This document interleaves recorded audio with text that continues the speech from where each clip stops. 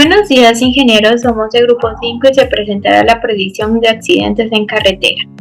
Permite identificar la frecuencia promedio esperada de siniestros viales en carreteras rurales de 2 carriles, arteriales urbanas y suburbanas.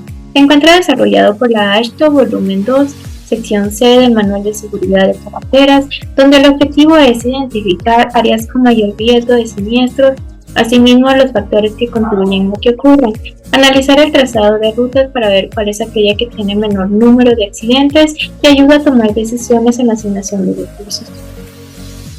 La fórmula general corresponde a determinar el número estimado de accidentes, siendo la frecuencia promedio de siniestros viales por el factor de calibración. Este depende de condiciones locales y geográficas del sitio, por lo que para la ruta implementada se ha obtenido mediante la tabla 2, en el cual corresponde a Loja Sabanilla, seguido por los factores de modificación de accidente, los cuales son 12 valores por determinar.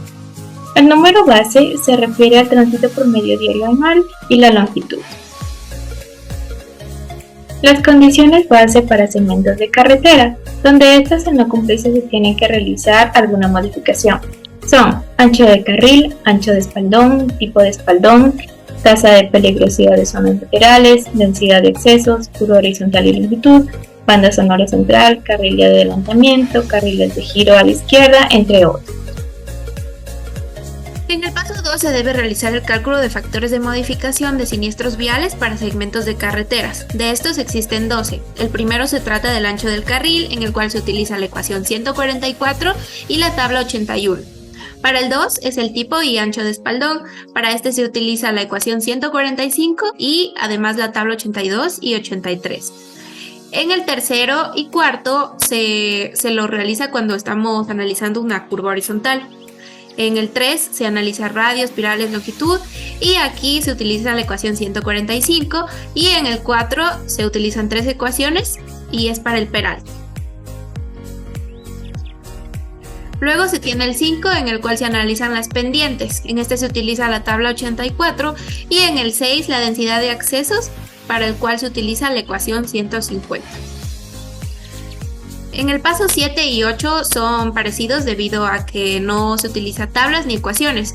La banda sonora central, el cual es el 7, en este si existe la banda será de 0,94 el valor y si no existe será de 1. En el 8, que es de carril de adelantamiento, igualmente si existe el carril, el valor será de 0,75 y si no será de 1. Luego para el 9 se trata de carriles de giro a la izquierda. Y aquí se tiene las ecuaciones 151 y 152. En el 10, en cambio, se trata del diseño y aquí se tiene la ecuación 153 y esto se obtiene con la tabla 85. Por último, el 11, que se trata de iluminación, que si existe se debería utilizar la ecuación 154 y si no se ubicaría el 1, además la tabla 86. Y en el 12 se trata del control de velocidades y en este si existe el control será de 0,93 y en caso contrario será de 1. Por último se tiene el paso 3, el cual se trata de determinar el número previsto de siniestros en el segmento. En este se utiliza la fórmula inicial o general que se puede decir, que es la 138 y en este se utilizan todos los datos que anteriormente se han obtenido. Frecuencias de probabilidad de siniestros. Primeramente necesitamos obtener los datos del software Civil 3D, que es donde realizamos la vía. Primeramente en el alineamiento horizontal tendremos los elementos que son las entretangencias y las curvas. Para ello nos iremos a este mismo alineamiento y viendo sus características geométricas nos saldrá la tabla de la derecha, en la cual podemos ver el tipo de elementos, si es curva o línea, y la longitud del mismo, y en el caso de las curvas los radios. También tenemos el alineamiento vertical, que sería el perfil que vemos aquí en la izquierda. Igual que en el anterior, en sus características geométricas obtenemos la siguiente tabla, en donde está la PBI Station, la PBI Station y el porcentaje dependiente en cada una de estas ondas. La PBI Station es muy importante, ya que con esta lo relacionaremos junto con el horizontal para obtener los datos completos del elemento. Por último tendremos esta data, estos datos que los pasaremos a Excel. Como podemos ver, en la parte izquierda de la tabla tenemos el diseño vertical y en la derecha el diseño horizontal, los datos que hemos obtenido de cada uno de ellos. Como podemos ver aquí en la izquierda tenemos la PBI Station en donde inicia la pendiente y en donde termina. Y en el primer caso tenemos una de 2.46%. En cambio aquí a la derecha tenemos la longitud y como podemos ver tenemos en esta pendiente una entretangencia y una curva.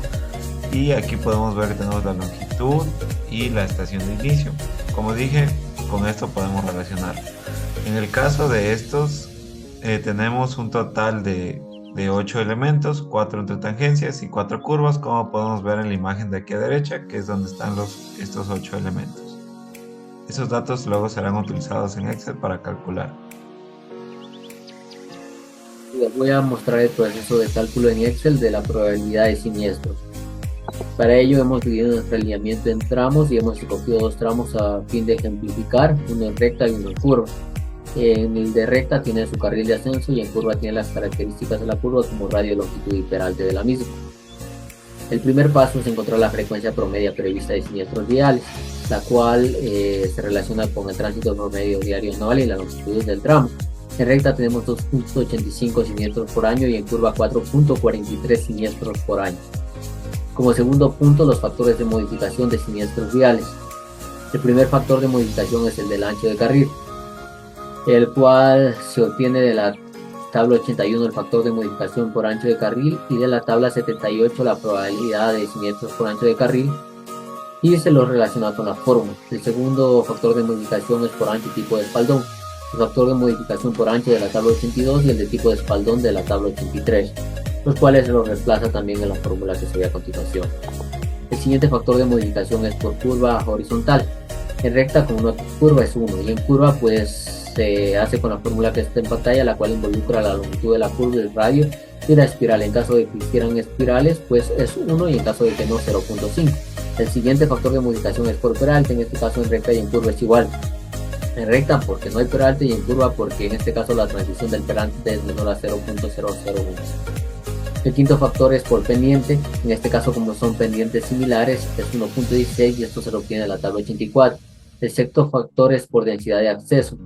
Este factor se lo calcula siempre y cuando los accesos sean mayores a 5 y pues involucra la densidad de accesos y el tránsito promedio diario anual. En este caso es de 0.061. El siguiente factor es por banda sonora, que es de 1, porque no tenemos y en caso de que tuviéramos sería 0.94.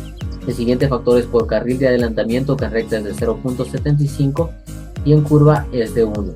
En recta es de 0.75 ya que en caso de que haya carril de adelantamiento, carril de acceso sería 0.75. Y en caso de que haya adelantamiento por el espaldón o la vía en tramos se haga de más carriles sería de 0.65. El noveno factor es de giro a la izquierda, que en este caso sería 1 porque no tenemos y eso se lo obtiene de la tabla 86. El siguiente factor de zonas laterales sería 1.003 y se lo obtiene con la fórmula que vemos a continuación, la cual involucra la tasa de peligrosidad de zonas laterales. El onceavo factor de iluminación, con nuestra vía no hay, sería de 1, pero en caso de que existiera se lo hiciera con la fórmula del CMF11 y los PINR, PPNR y PNR se lo obtiene la tabla 86. El doceavo es por control de velocidades automáticos, como en nuestro caso estamos diseñando para el vehículo más desfavorable sería de 1 ya que no tiene y si tuviera sería de 0.93. Como tercer paso tenemos los siniestros del segmento, que multiplicamos la probabilidad de siniestros anterior que ya sacamos por todos estos factores de modificación y tenemos 0.21 siniestros por tramo y 0.11 siniestros por milla y por año. Ahora esto relacionamos con la tabla 77 y tendremos valores de siniestros fatales y valores de daños materiales. Y por último paso los siniestros por tipo de colisión. Estos valores que tuvimos anteriormente los relacionamos con la tabla 78 y así obtenemos por cada tipo de colisión con un vehículo como animales, ciclistas, peatones y con varios vehículos como colisión por ángulo, colisión frontal o colisión por alcance. Y estos serían nuestros resultados. Muchas gracias por su atención.